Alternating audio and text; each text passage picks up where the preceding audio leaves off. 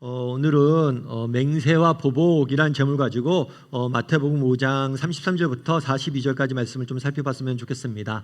우리는 계속해서 예수님께서 어떻게 율법에 대해서 가르쳤는지를 배우고 있습니다.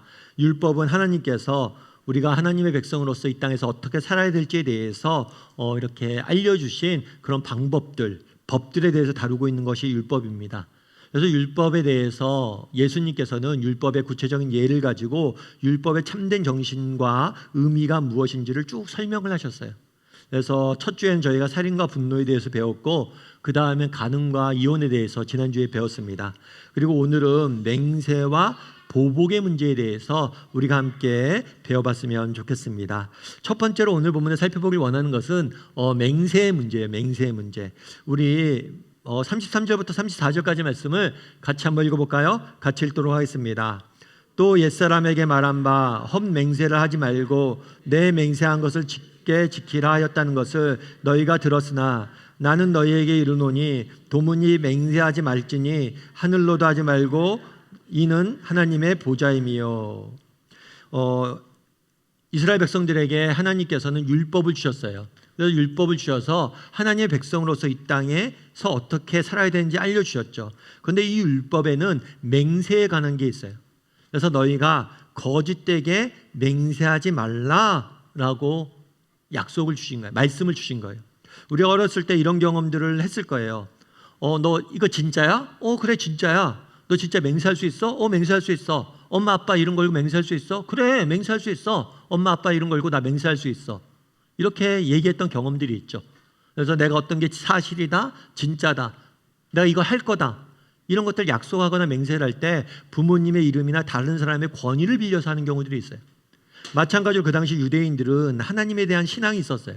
그러다 보니까 하나님의 이름을 걸고 맹세하는 거예요. 나 정말 진실이야. 나 이거 앞으로 할 거야. 내가 하나님 앞에서 맹세해. 하나님의 이름 걸고 내가 맹세해 라고 이야기를 하는 거예요. 그래서 자신의 진실성을 하나님의 이름을 걸고 맹세하고 했습니다. 이스라엘 백성들은. 그런데 문제는 뭐냐면 하나님의 이름을 걸고 맹세를 했는데 그 맹세가 거짓인 경우들이 많았다는 거예요. 특별히 상습적으로 거짓말을 하면서도 자신의 자신이 결백한 것처럼 가장하기 위해서 하나님의 이름을 걸고 거짓 맹세들이 하는 경우들이 있었습니다. 그래서 성경은 뭐라고 얘기하냐면 거짓 맹세를 하지 말라고 이야기하는 거죠. 사실 그렇죠. 내가 거짓말을 하면 거짓말만 하는데 하나님의 이름을 걸고 거짓말을 하면 뭐가 되는 거예요? 하나님의 명예를 더럽히는 거죠. 그래서 너희가 거짓 맹세하지 말라라고 성경은 말하고 이야기하는 거예요. 그런데 오늘 본문에 보면 예수님 뭐라고 이야기합니까? 너희가 구약 성경에서는 거짓 맹세하라고 너희가 들었지만 예수님께서 뭐라고 얘기해요? 맹세 자체를 하지 말라고 그래요. 너희가 하나님 앞에서도 하늘을 대고도 땅을 대고도 예루살렘을 대고도 너희의 머리를 두고도 어떤 맹세도 하지 말라라고 예수님은 말씀하십니다. 그럼 왜 맹세를 하지 말라고 이야기했을까요? 그것은 인간은 그만큼 거짓된 존재이기 때문입니다. 우리가 하는 맹세, 우리가 하는 약속, 우리의 말 대부분은 우리가 스스로 지킬 수도 없고 지킬 의지도 없는 거짓된 것이 너무 많다는 거예요. 그래서 너희가 맹세 자체를 하지 말라는 거예요. 그냥 아니면 아니다, 기면 기다 라고 이야기하지 맹세 같은 걸 하지 말라는 거예요. 따라서 오늘 본문이 이제 제목을 그렇게 잡았잖아요. 맹세의 문제다. 그런데 이것은 맹세의 문제가 아니에요. 약속의 문제가 아니에요. 맹세를 지키고 안 지키고의 문제가 아니라 너희가 거짓된 삶을 살지 말라는 거예요. 너희 내면에 있는 거짓된 본성을 버리라는 거예요. 너희가 맹세하지 말라라는 것은 너희 내면에 있는 거짓을 깨닫고 거짓의 본성을 버리라는 거예요. 다르게 말하면 너희가 정직하고 진실되게 살라는 거예요. 그래서 오늘 본문의 문제는 맹세의 문제가 아니라 진실과 거짓의 문제, 진실과 정직의 문제인 거죠. 미국의 정치가이자 다니엘 웹스터는 이렇게 이야기합니다. 뭐라고 이야기하냐면 진실만큼 강한 것은 없다. 동시에 진실만큼 낯선 것은 없다. 되게 멋진 인사이트, 통찰력 있는 표현이에요. 여러분, 진실만큼 정직만큼 중요한 것은 없습니다. 지난주에 우리는 간음과 이혼이라는 주제로 부부간의 관계에 대해서 배웠어요. 여러분, 부부간의 관계에서 제일 중요한 건 뭘까요? 부부간의 관계를 튼튼히 하고 부부간의 관계를 바로 세우기 위해서 제일 중요한 건 뭘까요? 여러분 뭐라고 생각하세요? 그건 정직과 진실입니다. 서로에 대해서 정직해야 돼요. 서로에 대해 진실해야 돼요. 만약 부부간에 서로에 대해서 정직하지 않다면, 진실하지 않다면 부부간의 신뢰는 깨질 수밖에 없고 가정의 근본은 흔들릴 수밖에 없는 거예요. 이는 모든 관계가 마찬가지죠. 남녀가 연애를 합니다. 연애를 하는데 남자가 여자한테 계속해서 진실되지 않아요. 틈만 나면 거짓말을 해요. 그럼 어떻게 될까요? 그 관계는 제대로 설 수가 없는 거예요. 부모와 자녀 간의 관계도 마찬가지죠. 자녀가 늘 부모에게 거짓말을 합니다. 그렇다면 어떻게 부모가 자녀를 양육할 수 있겠어요? 반대도 마찬가지죠. 부모가 늘 자녀에게 거짓말을 합니다. 그럼 자녀가 어떻게 부모를 믿고 존경하고 따를 수 있겠어요? 여러분, 우리가 정직과 진실을 잃어버리는 순간 우리의 모든 관계는 무너질 수밖에 없어요. 그래서 이 사람 뭐라고 얘기해요? 정직만큼 진실만큼 중요한 것이 없다는 것. 사회생활은 어떨까요? 2021년도에 시사저널에서 조사를 한번 해봤어요. 어떤 조사를 하냐면 기업인에게 있어서 가장 중요한 것은 무엇입니까? 기업인에게 요구되는 가장 중요한 덕목은 무엇입니까? 라고 물었어요. 그런데 전 국민을 대상으로 조사를 했는데 가장 중요한 덕목으로 뭘 꽂았어요? 정직과 도덕성. 기업을 하는 데 있어서 가장 중요한 건 정직입니다 라고 이야기하는 것. 왜 그럴까요? 사실 그렇죠. 요즘 한참 잘 나가다가도 원산지를 잘못 속인다거나 중량을 속인다거나 이래서 잘 나가는 기업들이 한순간에 주식이 반토막 나고 꼬꾸라지는 것을 우리가 너무나 자주 봅니다. 정직하지 않는 기업은 기업 환경 속에서도 살아남을 수 없는 게 우리의 현실이에요. 그래서 투명과 정직은 기업을 경영하면서도 매우 중요한 요소입니다. 여러분, 식당에 요즘 가면 유명한 식당들은 오픈 키친을 한다고 그러죠. 주방을 공개해놔요. 누구나 볼 수 있게. 요리하는 것, 음식 만드는 걸 누구나 다 볼 수 있게 해줘요. 왜 그렇게 합니까? 그렇게 해서 신뢰를 얻지 않으면 식당 하기도 힘들다는 거예요. 교육도 마찬가지죠. 여러분, 만약 교사가 정직하지 못한다면 어떨까요? 교사가 정직하지 못해서 자기 마음대로 학생들의 성적을 조작한다면 어떨까요? 여러분, 아무리 좋은 교육제도가 있으면 뭐합니까? 정직하지 않으면 아무 소용이 없는 거예요. 오늘날 우리 사회는 보다 좋은 교육제도를 만들고 보다 좋은 어떤 사회적인 제도를 만들고 방침을 만들고 이 제도에만 집중합니다. 그런데 여러분, 제도는 다 무의미해요. 정직하지 않는데, 진실되지 않는데 그 제도는 작동하지 않습니다. 아무리 좋은 교육 제도도 정직이 바탕이 돼야 돼요. 그래서 다니엘 웹스터는 뭐라고 이야기합니까? 진실이 가장 중요하다라고 이야기하는 거예요. 정직과 진실만큼 중요한 게 없어요. 모든 관계나 사회생활이나 여러분, 정직과 진실만큼 중요한 건 없습니다. 그런데 그 다음에 더 재밌는 이야기 하죠. 진실만큼 중요한 게 없는데 동시에 진실만큼 낯선 것도 없다라고 이야기해요. 이게 무슨 이야기예요? 진실만큼 강한 것, 중요한 것도 없는데 진실만큼 낯선 것도 없다. 다르게 말하면 진실을 찾아보기 힘들다는 거예요. 진실과 정직이 중요하다는 말을 하는 사람들은 많은데 막상 진실하냐 정직하냐 하면 그런 것을 볼 수가 없다는 거예요. 맥스 루케이도라는 기독교 저술가가 있습니다. 이분은 이렇게 이야기해요. 우리는 상사의 호감을 사기 원합니다. 그래서 아첨을 합니다. 우리는 그것을 윤활유라고 부릅니다. 하지만 하나님은 거짓이라고 말합니다. 우리는 사람들의 칭찬을 얻길 원합니다. 그래서 과장을 합니다. 그것을 극적 효과라고 부릅니다. 하나님은 하지만 거짓이라고 말합니다. 우리는 사람들의 존경을 받길 원합니다. 그래서 갚을 수 없는 빚을 지고 분에 넘치는 삶을 삽니다. 우리는 그것을 성공이라고 말합니다. 하지만 하나님은 그것을 거짓이라고 이야기합니다. 그렇죠. 상사한테 잘 보이기 위해서 우리가 아첨을 하죠. 그리고 이건 지혜고 사회생활하고 성공하기 위한 지혜다라고 이야기하죠. 하지만 그것은 거짓 위에 세워진 지혜라는 것. 또 우리는 사람들에게 칭찬을 받길 원합니다. 그래서 내가 학력도 좋은 척, 내가 똑똑한 척, 내가 많이 배운 척, 내가 많이 가진 척 합니다. 과장을 하죠. 그런데 그것은 극적 효과다라고 포장을 합니다. 하지만 그것은 거짓이라는 것. 요즘은 신조어도 있어요. 어떤 신조어가 있냐면 있어빌리티. 있어빌리티는 뭐냐면 있어 보이는 게 능력이란 거예요. 그래서 SNS에다가 멋진 음식 사진, 멋진 집안 사진, 멋진 사진들 막 올려요. 마치 있어 보이는 것처럼. 그것조차가 능력이란 거예요. 그런데 그것은 능력이 아니에요. 그것은 거짓이. 무슨 말을 하는 겁니까? 오늘날 우리 사회는 거짓을 뭘로 속이는 거예요? 거짓을 지혜이고, 거짓을 능력이고, 거짓을 좋은 것이라고 포장한다는 거예요. 그런데 그렇지 않아요. 세상은 교묘하게 정직보다는 거짓을 정당한 것으로 꾸미고 거짓된 삶을 살도록 유혹하고 있다는 거예요. 한번 보세요. 정말 온 세상이 거짓으로 가득 차 있지는 않습니까? 따라서 정말 우리도 돌아봐야 돼. 정말 나는 얼마나 정직한 삶을 살고 있는지, 정직한 삶을 살기 위해서 정말 얼마나 노력하고 있는지 돌아봐야 됩니다. 그래서 정말 그리스도인이라면, 정말 그리스도인들은 정직한 사람, 믿을 수 있는 사람이 되어야 돼요. 그래서 세상 사람들이 보기에 야 그래도 교회 다니는 사람들은, 그리스도인들은 그래도 믿을만해 라는 이야기를 들어야 돼요. 정말 나는 한번 돌아보세요. 나는 그럴 말을 들을 만한 사람인가?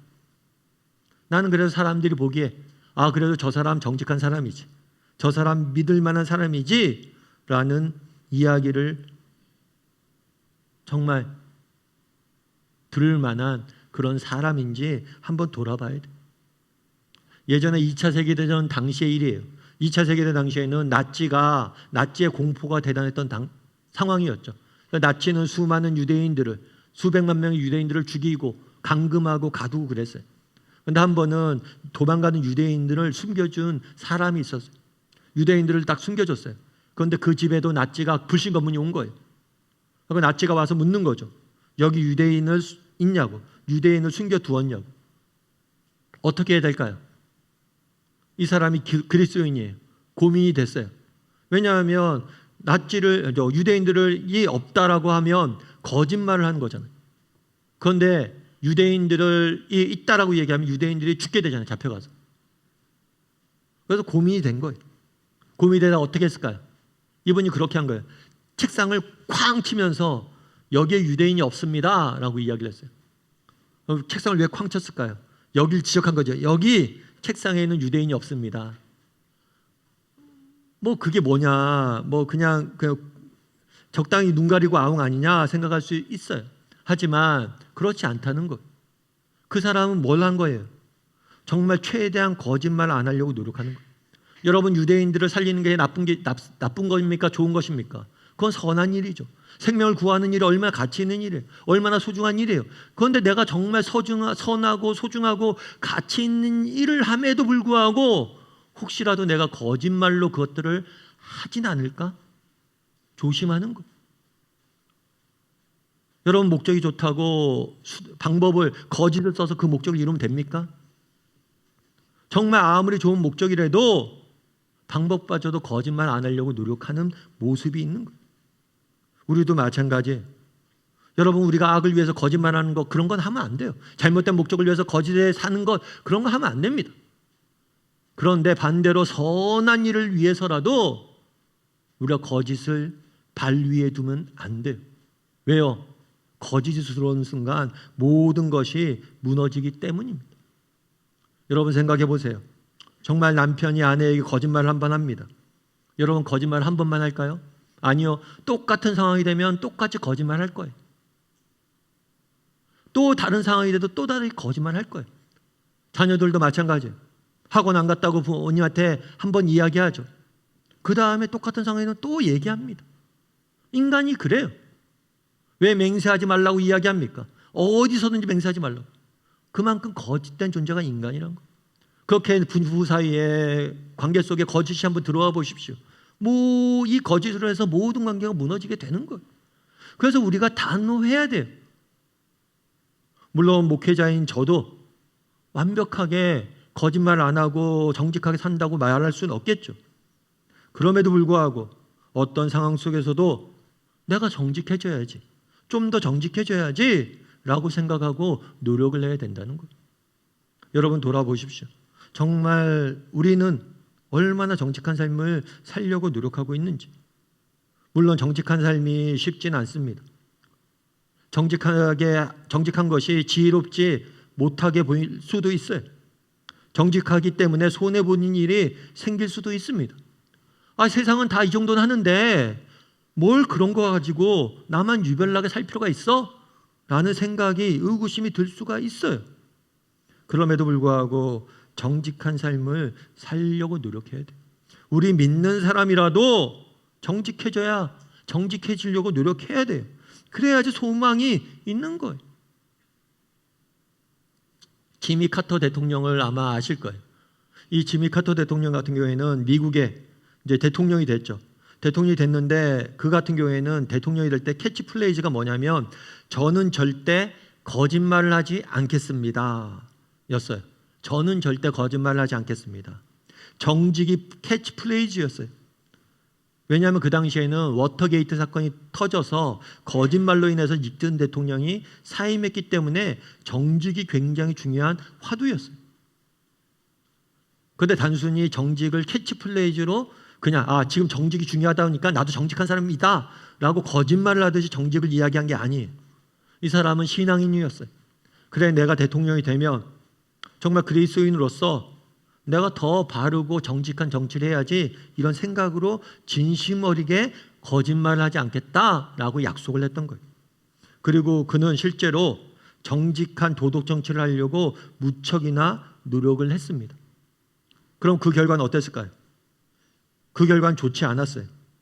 현실 정치에서 정직을 무기로 정직하게 정치한다는 게 쉽지 않았어요. 그래서 결국에 그분은, 카터 대통령은 미국 역사상 유명한 무능한 대통령으로 낙인 찍혔어요. 무능하고 실패한 대통령 낙인 찍혔어요. 그래서 재선에도 실패했어요. 그래서 사람들이 정치판에서는 정직이 통하지 않아, 그는 너무 순진했어 라고 사람들이 평가했어요. 그런데 그럼 그의 인생은 실패한 인생일까요? 그렇지 않아요. 지미 카터 대통령이 대통령직을 떠났습니다. 그런데 재미있는 것은 대통령직을 사임한 이후에 국제적인 분쟁이 일어나잖아요. 국제적인 분쟁이 일어나면 예를 들어서 중동지방에 분쟁이 일어났어요. 그럼 중동지방이 미국의 특사로 누굴 요구하냐면 카터를 보내달라고 그래요. 왜 카터를 보내달라고 하냐? 저 사람 정직한 사람이라서 저 사람 믿을 수 있다. 그래서 모두 분쟁 지역에서는 카터를 초청한 거예요. 그래서 어떻게 하냐면 카터 대통령에 대해서 이렇게 이야기하는 거예요. 어쩌면 그는 재임했을 때, 대통령직에 있을 때는 가장 실패한 대통령이었을지 모릅니다. 하지만 퇴임 이후에는 가장 성공한 대통령이 됐다. 왜 그럴 수 있습니까? 정직했기 때문이에요. 정직하려고 노력했기 때문이에요. 정직하려고 노력하는 것이 쉽지는 않습니다. 그런데 그게 힘들고 어렵습니다. 하지만 정직하려고 노력했을 때 그것들을 통해서 하나님이 우리를 통해 일하시는 거예요. 정직이 힘이기 때문이에요. 여러분, 우리는 그리스도인입니다. 하나님은 정직하고 선하신 분이십니다. 우리가 하나님을 믿는 우리가 거짓된 삶을 살면 안 됩니다.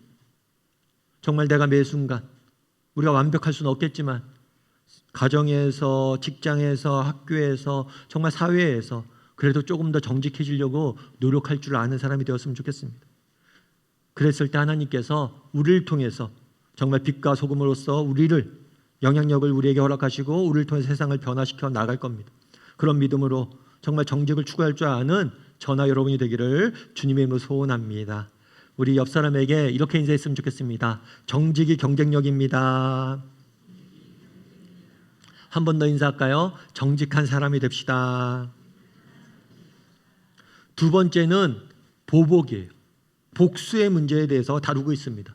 우리 38절부터 39절까지 말씀을 같이 한번 읽어볼까요? 같이 읽도록 하겠습니다. 또 눈은 눈으로 이는 이로 갚으라 하였다는 것을 너희가 들었으나 나는 너희에게 이르노니 악한 자를 대적하지 말라. 누구든지 내 오른편 뺨을 치거든 왼편도 돌려대며 라고 이야기를 해요. 하나님이 율법을 주셨어요. 그런데 율법의 가장 중요한 원리 중 하나가 뭐냐면 눈은 눈으로 이는 이로예요. 눈은 눈으로 이는 이로. 그래서 이 원리를 마치 잘못 해석을 하면 되게 그런 식으로 해석할 수가 있어요. 눈은 눈, 이는 이, 굉장히 냉정하고 잔혹하고 마치 복수하라고 가리키는 것처럼 느낄 수 있습니다. 하지만 그렇지가 않아요.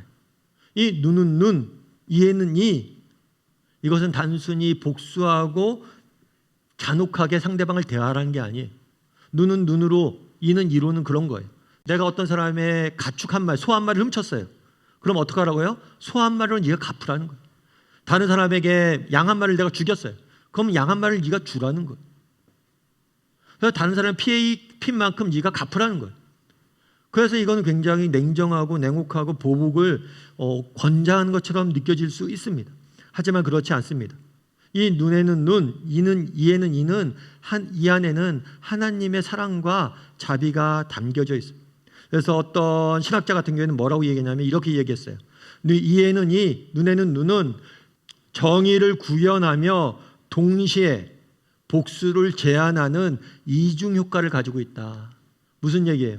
정의를 구현하며 동시에 복수를 제한하는 이중 효과를 가지고 있다. 무슨 얘기냐면 성경은 무작정 용서를 이야기하지 않습니다.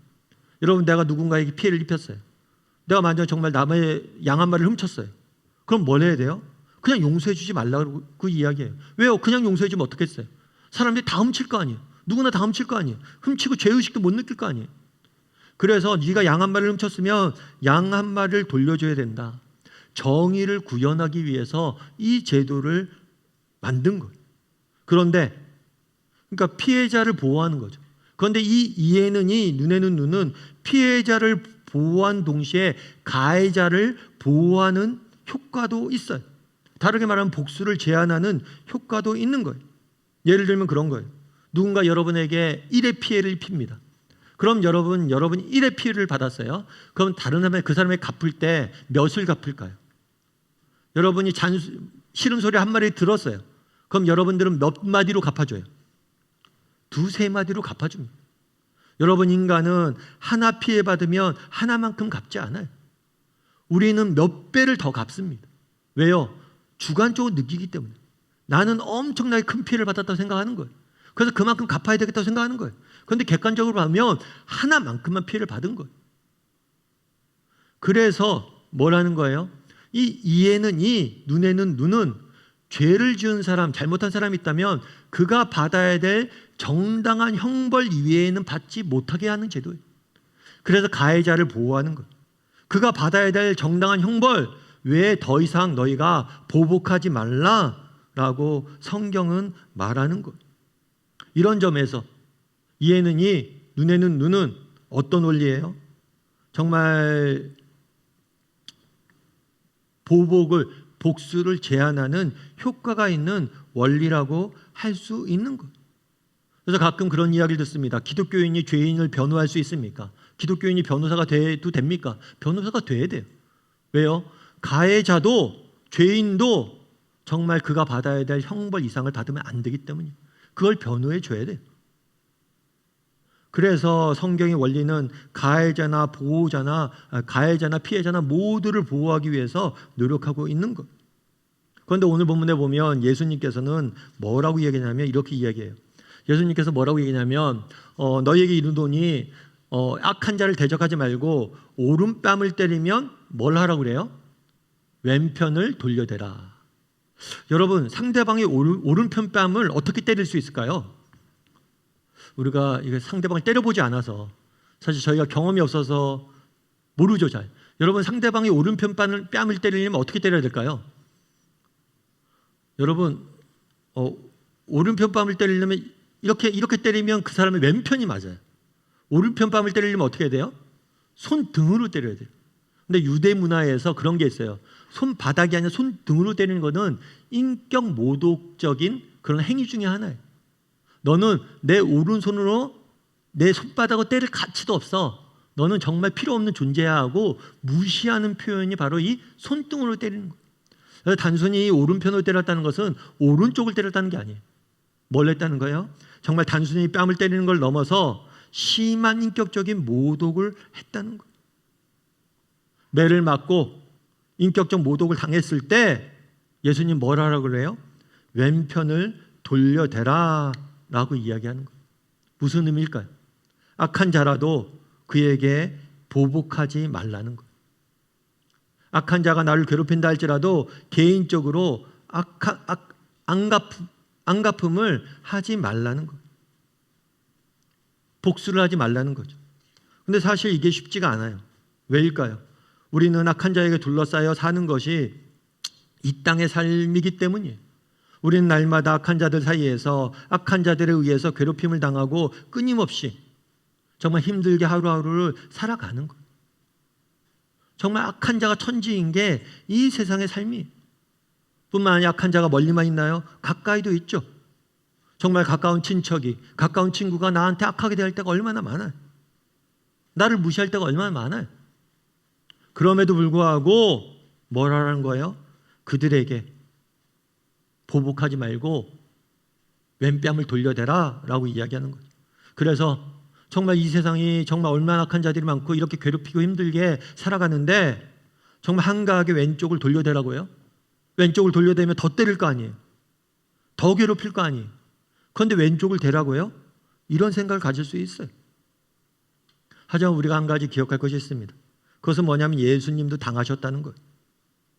예수님 역시 수많은 사람들에 의해서 모함당하고 조롱당하고 십자가에 못 박혀 죽음까지 당하게 되었어요. 하지만 예수님은 그들에게 보복하지 않았습니다. 오히려 그들을 위해 십자가 위에서 돌아가셨어요. 누구보다 억울하셨지만 보복을 선택하지 않으셨고 보복하지 말라고 말합니다. 그럼 왜 예수님께서는 보복하지 말라고 그럴까요? 왜 복수하지 말라고 그럴까요? 왜 받은 대로 돌려주지 말라고 이야기할까요? 그 이유는 우리 자신을 위해서예요. 우리 자신을 지키기 위해서입니다. 여러분, 복수는 우리 모두를 죽이기 때문입니다. 저는 지난번에 한번 원더풀 월드라는 드라마에 대해서 제가 한번 소개해드린 적이 있죠.